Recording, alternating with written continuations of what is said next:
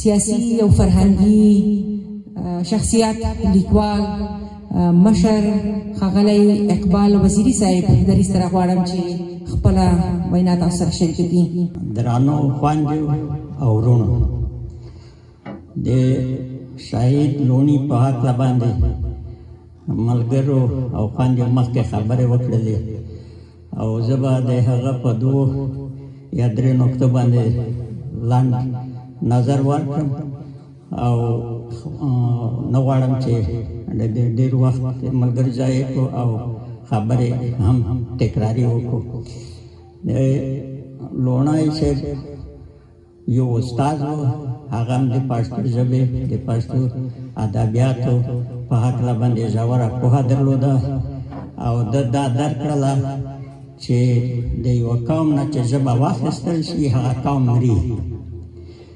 نو ده د پښتو ژبې د احیا کولو په پښتو ژبه، د تعلیم په پښتو ژبه باندې په پښتونخوا کې اداري کارونو د دغه فکر په اساس باندې پیدا شو چې که موږ ژبه د لاسه ورکړو موږ به په جسمي لحاظ ژوندي وو، لیکن موږ به د یو مړ قوم وو.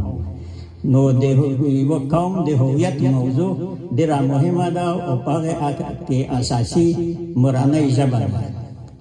دې خاطره څوک چې غواړي چې د رومي ارمانونه پر مخ بوځي نو هغه باید د پښتو ژبې دپاره باید دومره خدمت وکړي او دا ژبه باید دومره راپورته کړو چې موږ نه یوازې خپل ملي هویت وساتو بلکې موږ د نړۍ سره د ترقۍ په لاره کې برابر شو.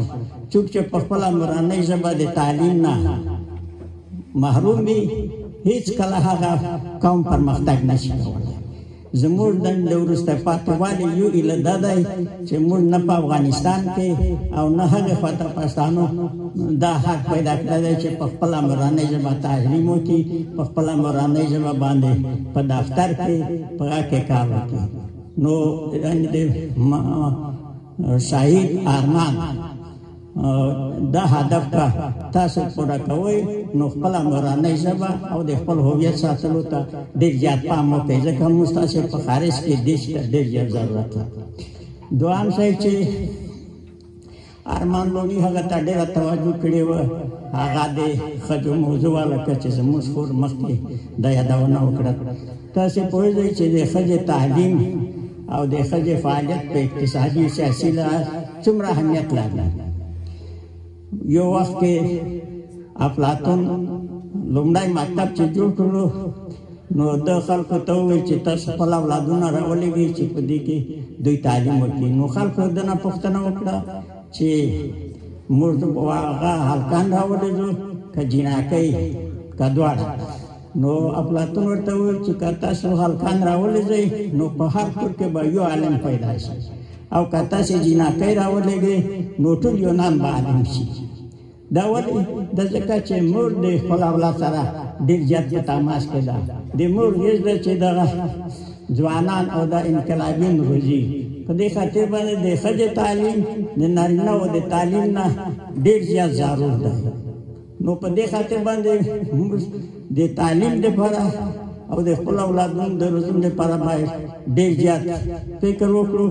او دا ناورین چې اوس په افغانستان کې روان دی چې د ښځو د تعلیم مخه نیسي او تعلیم یې بند کړی دی، د دې لپاره باید نه ستړېدونکې مبارزه وکړو. درېیم شی چې ارمان لوني ډېر ارزښت ورکولو هغه دا و چې یو هېواد چې په خپلو وسایلو او په خپل وسایلو باندې هغه ونه لري احتیاط، نو هغه د وسایل چې د یوه هېواد هغه وسایل نور خلق را کوي او خپل ځانونه پرې بدوي او موږ په غریبي او په وزلۍ کې ساتي. نو دا هغه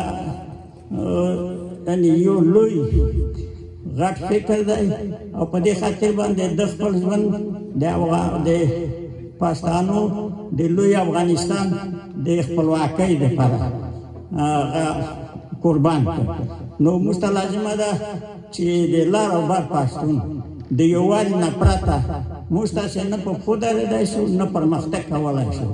نو ان د لوی افغانستان د جوړولو لپاره موږ تاسو باید هلې ځلې وکړو او بل مهم څه ده چې اوس موږ تاسو په هغه جنبش هلته روان دي د منظور پښتون په مشرۍ باندې په باندې کچې ملګرو مخه اور بندیزونه لګېدل نو د دې لپاره چې دا جنبش نور مستشه کوي کو موږ باید په یووالي سره او په ډېر قوت سره دوی ته جواب ورکړو موږ په خارج کې دا امکانات لرو چې نور منسجم شو او نور ملګري هم راځي نو د یووالي موضوع د مستشه دا ډېره مهمه ده او کاڅوک د ارمان بومي ارمان غواړي نو باید مستشه په یووالي باندې ټینګار وکړو